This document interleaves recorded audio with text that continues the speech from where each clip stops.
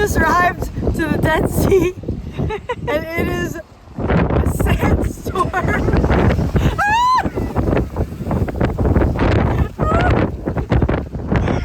But on the bright side, we're staying in these super cool trailers. Look at the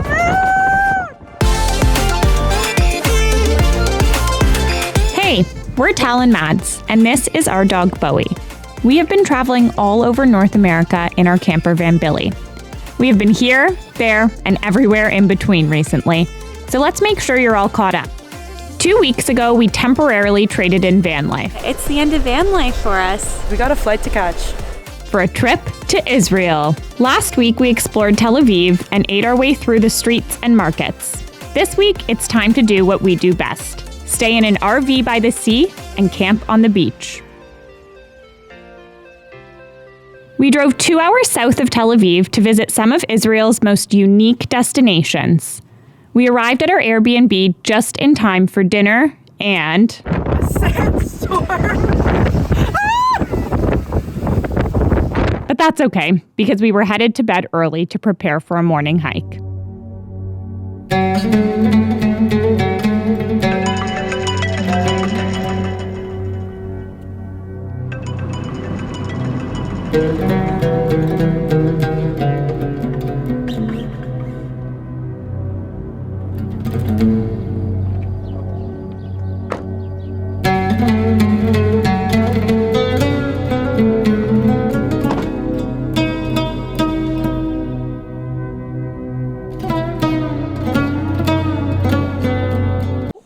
Hi. Didn't see you there. Maps.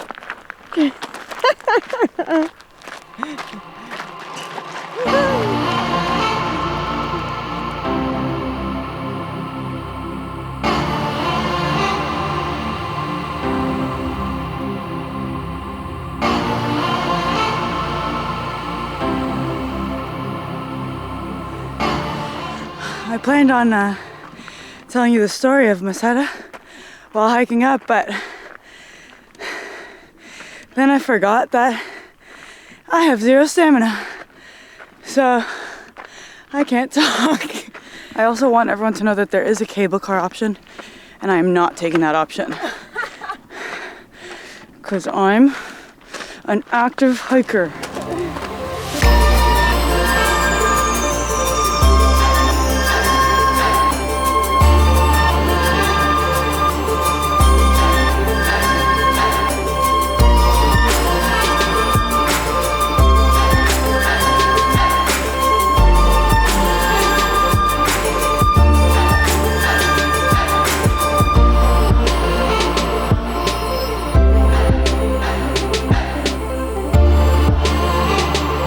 There's just something so magical about chasing the sunrise. The adrenaline of hiking to the top of a new place, combined with the familiarity of the sun coming up.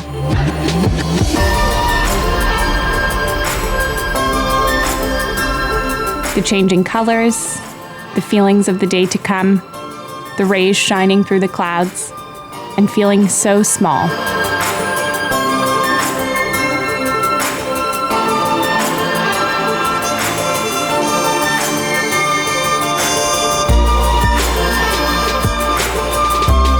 The story of Masada goes like this. Back in 700 BC, 72 BC. 72 BC, when this area was under the Roman Empire, there was a group of Jews. This is according to one guy, Josephus. Josephus. You guys want some chocolate croissant? I have half a chocolate croissant. Josephus said, back then, Jews were slaves to the Romans.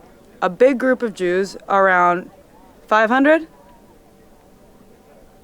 4,000 to 10,000. 4,000 to 10,000 Jews lived up here. Are you sure? 960 Jews lived up here. Okay, we'll go back. A large group of Jews found this place as a place of sanctuary because Jews were slaves back then. They built all these structures. Right now we're standing on the watchtower that they used to have a vantage point for a defense mechanism. That is one of the stories of Masada.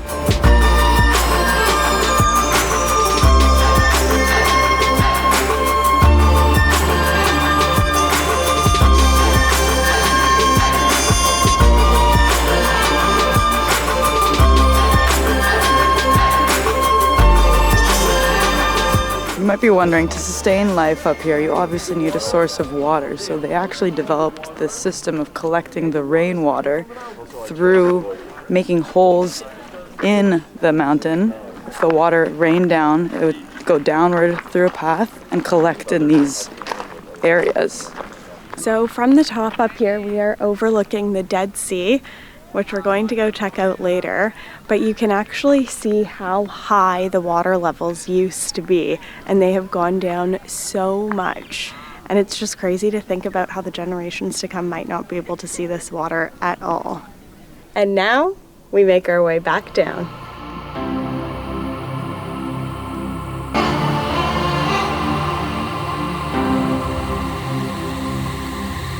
Welcome back to our amazing Airbnb that we stayed at last night. We didn't get to show you around when we arrived. Well, because this was happening.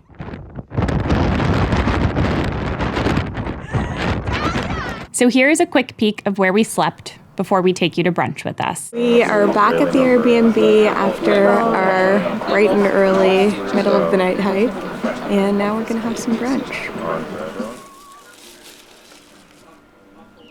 This camper van Airbnb, we're the second guests to stay here. It's a new Airbnb option, and it's actually located on a kibbutz. A kibbutz is a community in Israel that historically was created to help with the development of the country. So initially, kibbutzes had main purposes. For instance, one was in charge of farming potatoes. So you would live and work on the kibbutz, and whatever you produced would be sent around the country. Now, in modern times, kibbutzes are more similar to gated communities. There's lots of security, and we're told that the education is really good. So a lot of people move to the cities in their young adulthood, and then when they want to settle down, they move to a kibbutz, raise a family. And we were told by one lady here that her 3-year-old daughter walks to school alone because the neighborhood is so safe in that way. That sounds like the main draw for living in a kibbutz nowadays.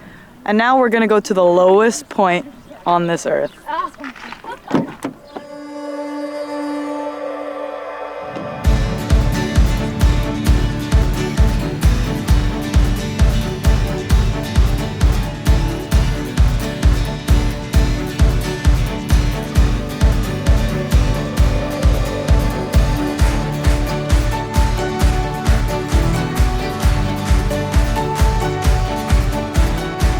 We are on our way to go check out the Dead Sea, one of the saltiest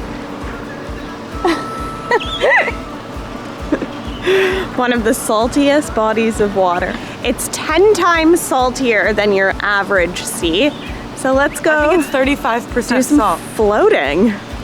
And it's the lowest point on earth. It's 415 meters below sea level.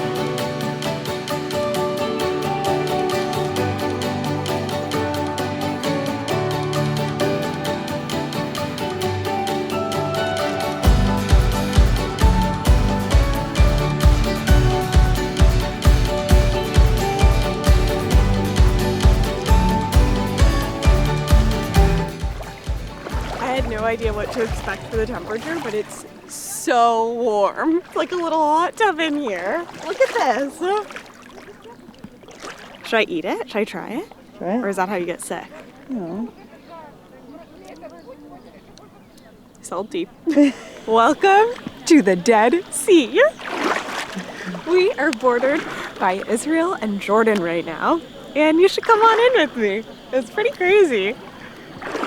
Go for a float.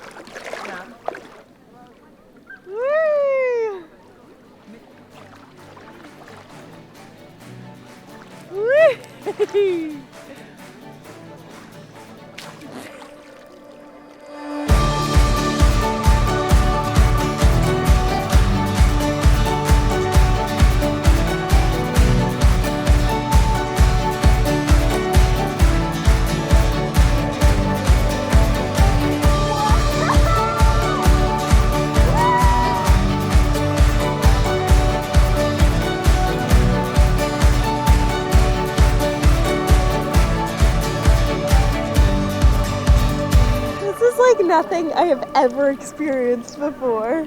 That's crazy.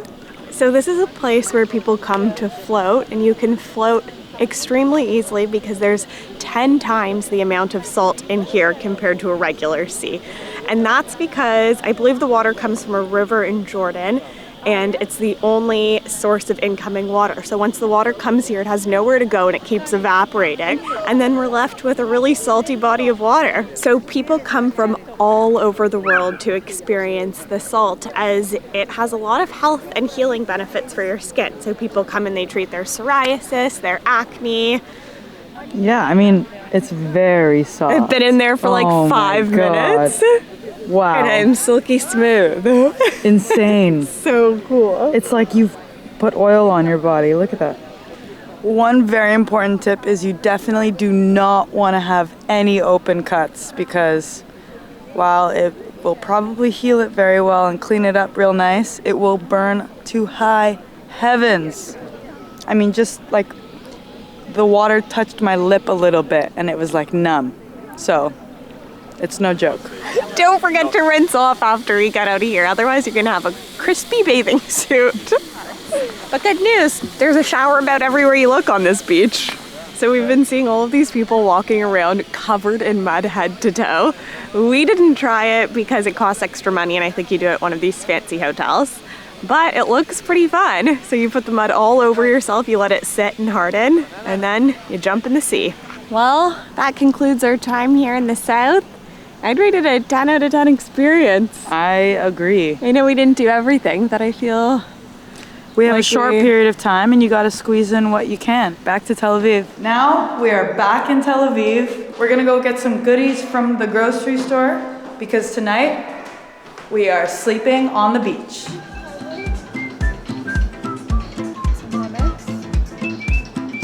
All the salads.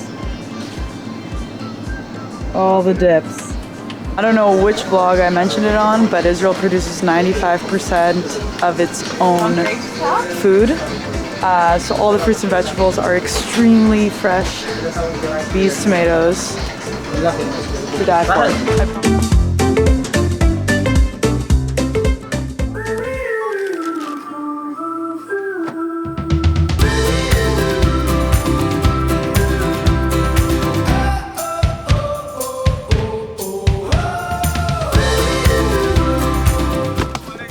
Oh, just in time, eh? Feels like home, eh, Matt? I missed it. All right, well, I thought we were going to a secluded beach. It might have been wrong. It's bumping. So yeah, as Maddie said, we thought we were gonna be on a secluded beach. We're apparently here on a holiday. It's called Lag BaOmer. I'm not gonna pretend I know what that holiday is, but it means everyone celebrates on the beach, and I like that. I should add that we came here camping with my brother's friends. They invited us in on their get-together. That was very nice of them. They're awesome. And, you know, hanging out with locals is the best way to experience a country. So this massive structure is here and we can just sleep under it. So we're gonna set up camp here and it's pretty amazing. Yeah, I think there's a holiday here going on and we're gonna benefit from it.